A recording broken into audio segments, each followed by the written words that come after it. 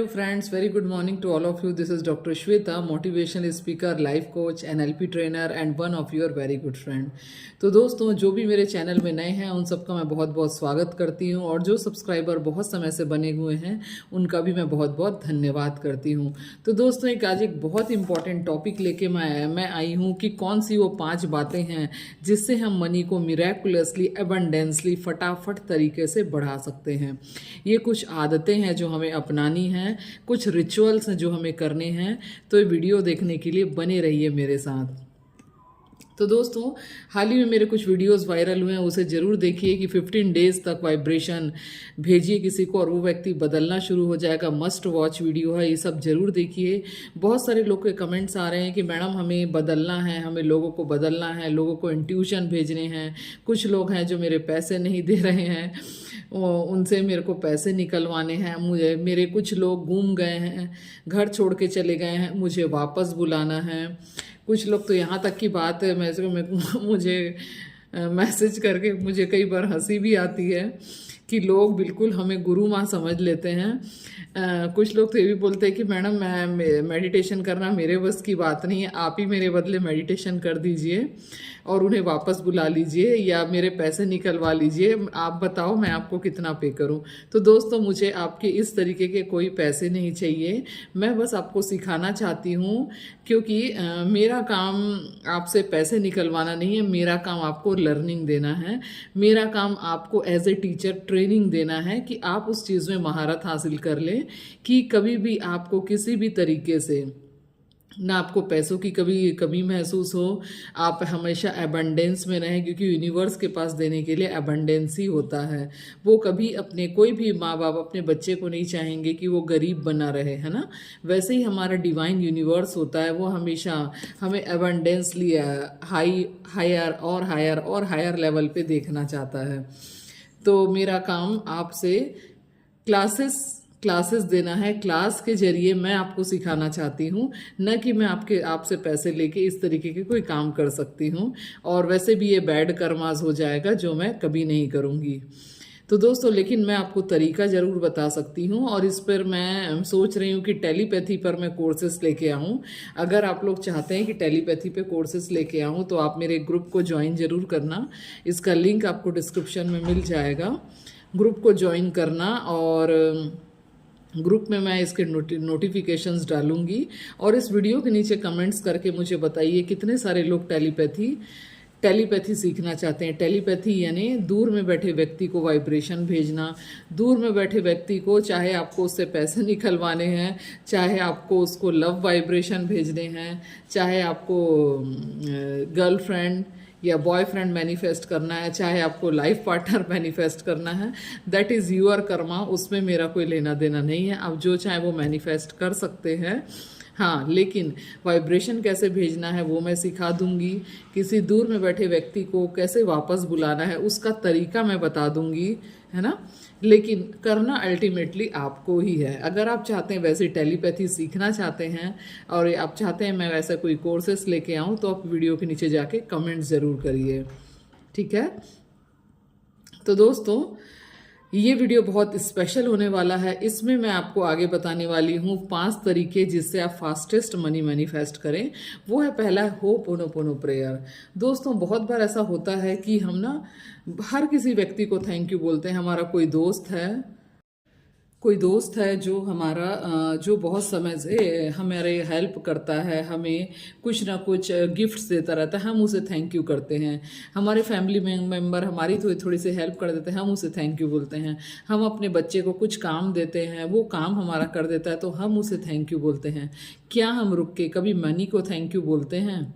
हाँ, क्या हम कभी मनी को थैंक यू बोलते हैं? बिल्कुल नहीं बोलते। You should be thankful for every single penny of money which you are earning. Maybe किसी दिन आप बिजनेस में बैठो, जॉब में बैठो, तो भी आपके पास हो सकता है उस दिन 1 रुपये भी नहीं आए। Then also you should be thankful, क्योंकि यूनिवर्स को आभार व्यक्त करना बहुत पसंद है ना। आभार व्यक्त करना, उसे धन्यवाद करने वाले लोग पसंद है, क्योंकि यूनिवर्स से लेने वाले तो बहुत हैं, लेकिन यूनिवर्स को हम दे ही क्या सकते हैं। हम एक थैंक यू ही तो बोल सकते हैं कि हाँ dear God thank you so much, मेरे पास इतना अच्छा घर है, dear God thank you so much, मेरे पास इतने अच्छे रिश्ते हैं। मैंने कुछ समय पहले वीडियो डाला हुआ था, आप जाके देखिएगा कि मैं thank you thank you thank you बोल के बहुत सारी चीज़ें अट्रैक्ट कर लेती हूँ। क्यों? क्योंकि वो थैंक यू दिल से निकलता है, वो थैंक यू दिल से निकलना चाहिए कि थैंक यू यूनिवर्स, आपने मुझे इतना कुछ दे दिया। तो जब वो थैंक यू दिल से निकलेगा तो दिल से 7 समंदर पार 7 आसमान तक, आसमान पार उस यूनिवर्स में वो दिव्य शक्ति, वो शक्ति जो इस पूरी दुनिया को, इस कायनात को चलाती, उस तक भी पहुंचती है और वो सहस्त्र गुना होके, असंख्य गुना होके हमारे पास वापस लौटती है।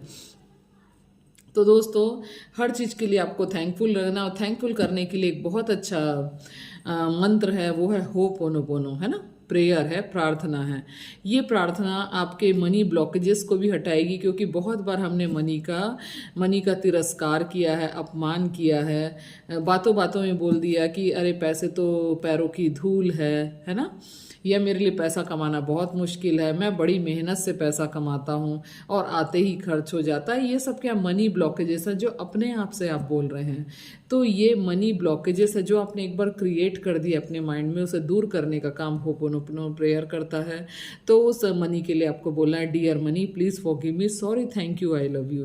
यानी डियर मनी, जाने अनजाने इस जन्म में, किसी और जन्म में मैंने न जाने कितनी बार तुम्हारा अपमान किया है, उस चीज़ के लिए मैं तुमसे माफ़ी मांगता हूँ और बहुत बहुत धन्यवाद करता हूँ या करती हूँ कि every single penny of the money, है ना, जो भी चीज़ें मेरे घर में हैं, जैसे मेरे घर में बैकग्राउंड में ये सीलिंग दिख रहा है, ये फ़ैन दिख रहा है, मेरे घर में ये कर्टेन दिख रहे हैं, लाइट्स दिख रहे हैं, टेबल दिख रहे हैं, सोफ़ा दिख रहा है, फ़ैन दिख रहा है, वॉटएवर जो कुछ भी मेरे घर में है उस सब के लिए मैं धन्यवाद करता हूँ, क्योंकि मेरे पास पर्याप्त से बहुत ज़्यादा है, जो आज हो सकता है बहुत कम लोग के पास है, लेकिन मेरे पास पर्याप्त से बहुत ज़्यादा है।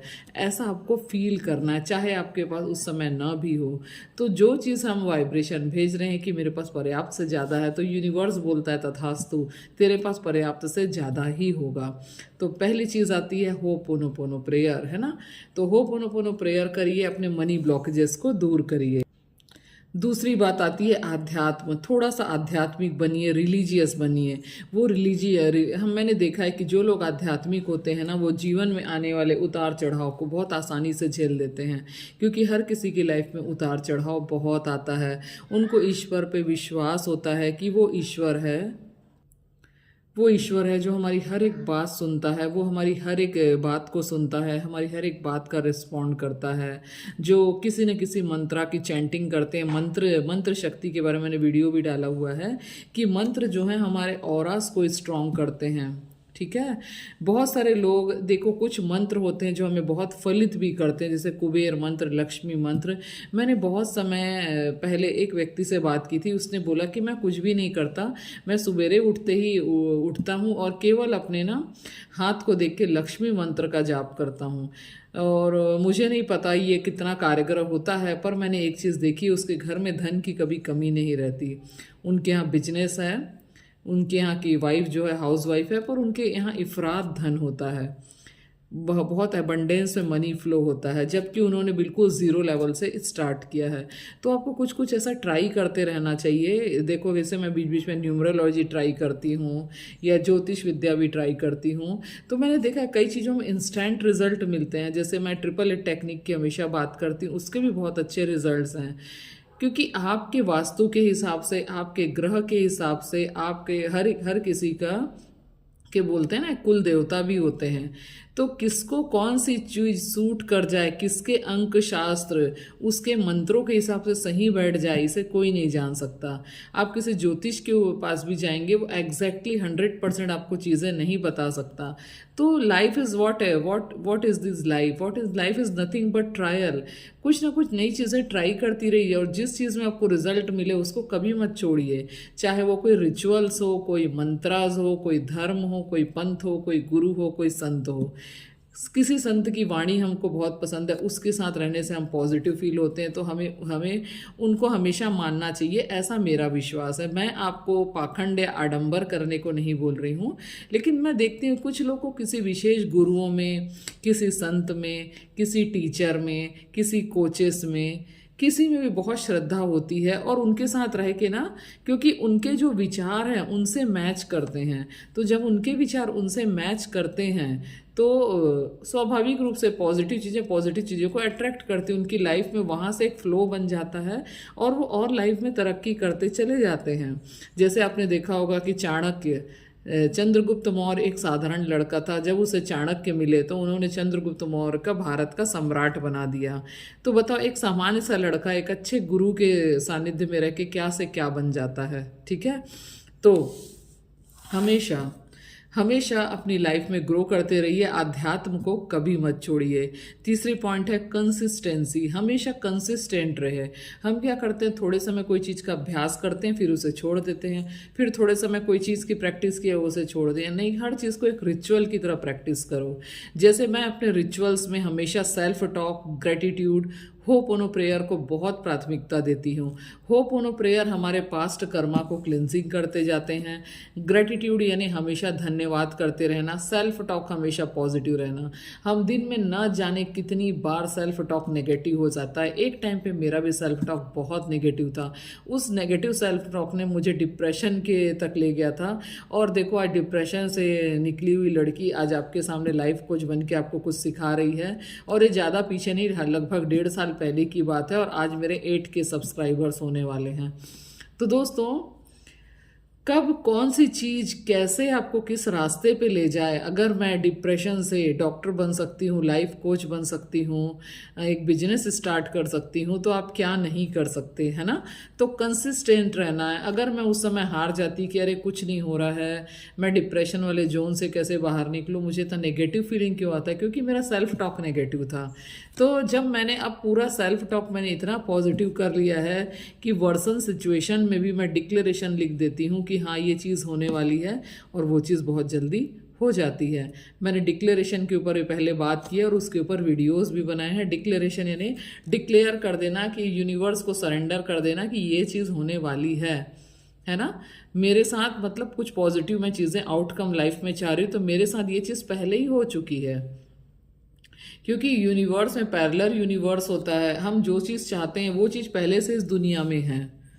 ठीक है, बोलते हैं ना कि जैसे कई लोग शादी के लिए लड़का ढूंढना शुरू करते हैं, या कोई भी गर्ल या बॉय ढूंढना शुरू करते हैं, तो बोलते हैं जोड़ियां पहले से बनी होती है, बस उसका मिलना तय होता है, ऐसा बोला जाता है। ऐसा क्यों बोला जाता है? क्योंकि जो चीज़ हम ढूंढ रहे हैं वो पहले से एग्जिस्ट कर रही है, हमें हमारा तो बस काम है उसे ढूंढना। तो ये बात केवल लड़का या लड़की ढूंढने पे निर्भर नहीं करती, ये बात जीवन के हर एक एस्पेक्ट पे लागू होती है कि जो चीज़ हम चाहते हैं वो चीज़ दुनिया में पहले ही एग्जिस्ट करती है। अगर मैं जैसे आज लाइफ कोच बनी, मैं 1.5 साल पहले मैंने इसका सपना देखा कि मैं एक लाइफ कोच बनूंगी और मैं अपना बिजनेस स्टार्ट करूंगी, मैं डॉक्टर बनूंगी, ये तो मैंने बहुत पहले सोच लिया था। लेकिन वो चीज़ ऑलरेडी पैरेलल यूनिवर्स में एग्जिस्ट करती है, यानी यूनिवर्स में पहले से ही एक डॉक्टर श्वेता पहले से विद्यमान थी, पहले से एक लाइफ कोई डॉक्टर श्वेता बन के बैठी थी। मुझे बस अपने वाइब्रेशन को उस तक रेडिएट करना था कि मैं उस लेवल पे पहुंच जाऊं, और आज मैं उस लेवल पे पहुंची हूं, तो मैं आपको सिखा पा रही हूं। तो दोस्तों, ये होता है कंसिस्टेंसी, यानी कंसिस्टेंट रहना, कोई चीज़ को छोड़ना नहीं, कभी हार नहीं मानना, इसे कहते हैं कंसिस्टेंसी। चौथी चीज़ मैं बताऊंगी, ऑलवेज जो भी आपके पैसे हैं, है ना, पैसे को सही ढंग से इन्वेस्ट करना। दोस्तों, ये इतनी इम्पोर्टेंट बात है। लोग पैसा बहुत कमाते हैं, मैंने बहुत सारे लोगों को देखा है, मेरे ही कुछ बहुत ही नज़दीकी रिलेशन में हैं जो बहुत बहुत बड़े राजनीतिक पोस्ट में हैं, है ना, राजनीतिक पोस्ट में है, लेकिन उनके पैसों का जो प्रबंधन है, मैनेजमेंट है, इतना खराब था कि अगर उनके पास करीब 2 से 2.5 लाख सैलरी है उनकी सैलरी बहुत अच्छी थी, लेकिन उसी टाइम पे उन्होंने एक अपना जो घर के कंस्ट्रक्शंस को और बढ़ाया और घर को कई मंजिला बना लिया। कई मंजिला बनाने के लिए उन्होंने लोन ले लिया। आज 2.5 लाख में से मान के चलो उनके करीब 1.5 लाख रुपए उनके जो लोन में चले जाते हैं।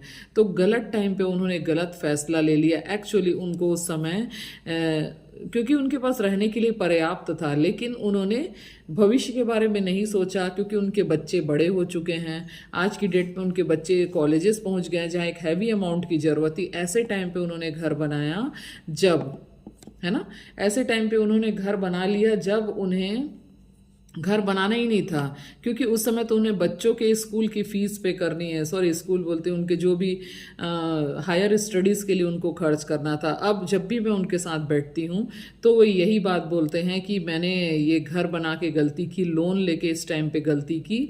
अगर मैं उस समय लोन नहीं लेता, है ना, तो वो जो 2.5 लाख की उनकी सैलरी है वो शुद्ध घर में आती। अभी उनका क्या हो रहा है, 1,50,000 जो है लोन में चला जा रहा है और 1 लाख से उनका खर्चा करना बहुत मुश्किल हो रहा है। और ये जो लोन है उनके कई सालों तक चलने वाला है। तो दोस्तों, गलत टाइम पे गलत टाइम पे जो लिया गया गलत फैसला होता है ना, ये हमारे कितने भी इतने बड़े अमाउंट उनको पैसा मिलता है जिससे उनका घर लविशली होता हो, टूर्स ट्रैवल कर सकते थे, बहुत अच्छा, लेकिन एक गलत फैसला आज उनको मतलब एक संकुचित दायरे में आ गए हैं कि अब वो पैसे भी खर्च नहीं कर सकते और एक स्ट्रेस और बर्डन रहता है सो अलग। तो अगर आप कितना भी पैसा कमाएं, अगर आपका मनी मैनेजमेंट सही नहीं है तो आपको कभी भी वो पैसा खुशी नहीं देगा, क्योंकि आपने जो पैसे का प्रबंधन है सही तरीके से नहीं किया। तो दोस्तों, ये सारी चीज़ें भी बहुत मायने रखती है कि आपका मनी मैनेजमेंट सही है कि नहीं। तो सही तरीके से मैनेजमेंट करिए, अपने पैसे को कई हिस्सा में बांटिए, जैसे कि मैं करती हूँ कि एक हिस्सा जो है आपका बचत का सेविंग अकाउंट होना चाहिए जिसमें कुछ मिनिमम अमाउंट डालें। एक आपका पीपीएफ अकाउंट होना चाहिए। पीपीएफ यानी पब्लिक प्रोविजनल फंड, है ना, इस नाम से भी अकाउंट्स होते हैं, आप बैंक में जाके देख सकते हैं।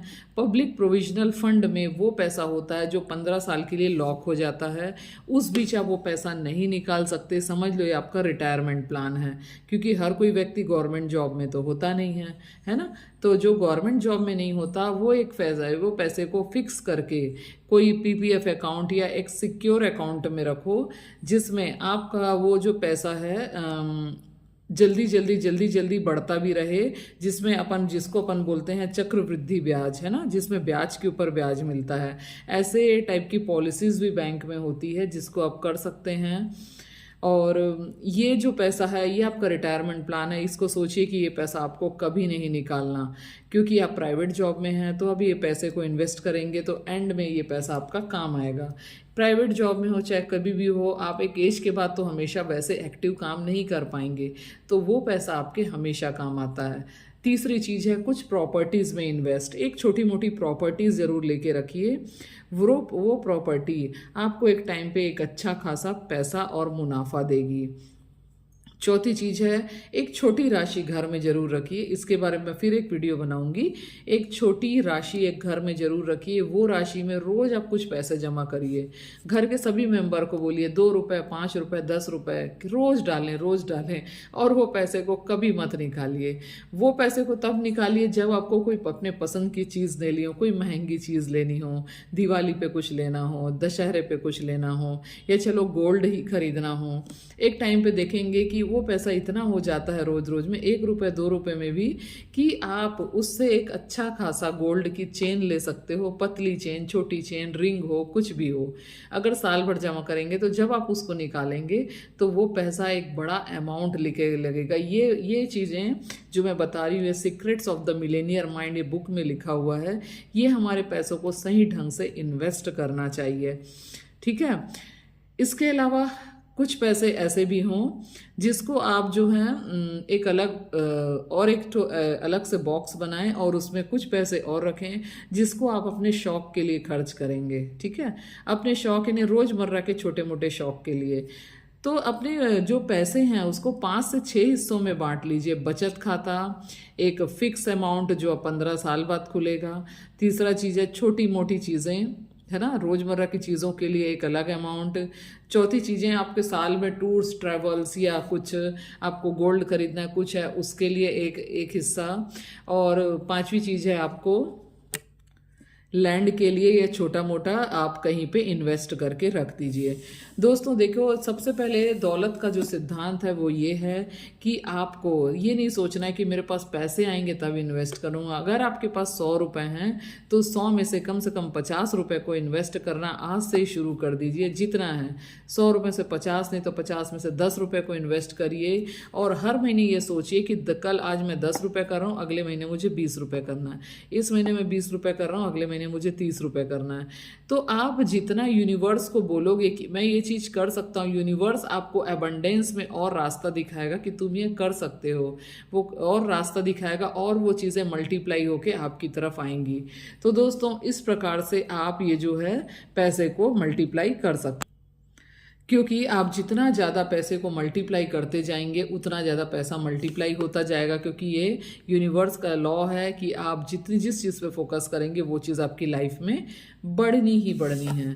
और last but not least, use your passion as profession. हमारे से बहुत सारे लोग कई प्रकार का काम करते हैं, कोई जॉब है, कोई बिजनेस है, कोई डॉक्टर है, इंजीनियर है।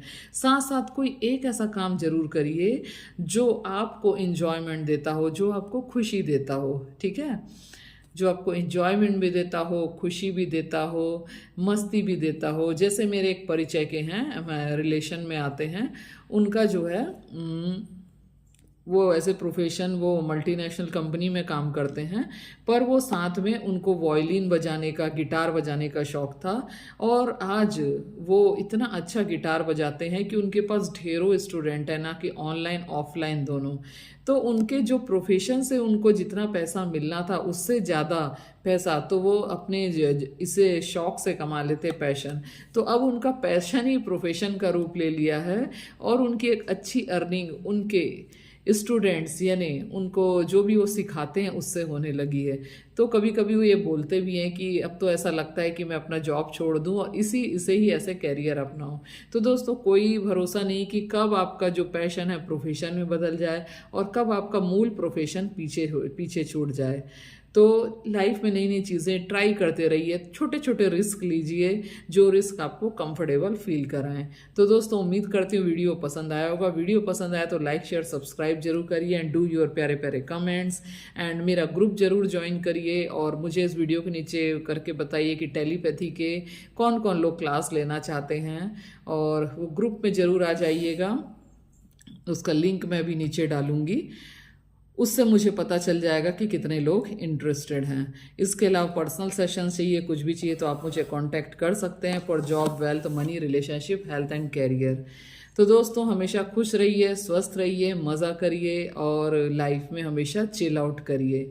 तो लास्ट में 5 पॉइंट समराइज कर देती हूँ मनी के। सबसे पहले है होपोनोपोनो प्रेयर, दूसरा है आध्यात्म में हमेशा जुड़े रहिए, वो आपको शक्ति देगा। तीसरा पॉइंट है कंसिस्टेंसी, अपनी कंसिस्टेंसी कभी नहीं छोड़ना। आप जितना कंसिस्टेंस रहेंगे उतना लाइफ में आगे ग्रो करेंगे, कभी हार नहीं मानेंगे तो जीवन में आगे बढ़ेंगे।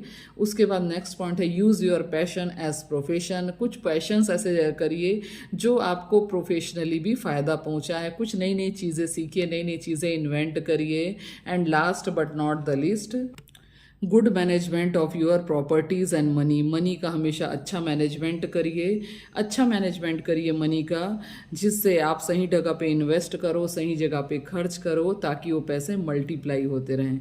तो दोस्तों थैंक यू सो मच, मिलते हैं नेक्स्ट वीडियो में। Love you so much, bye bye.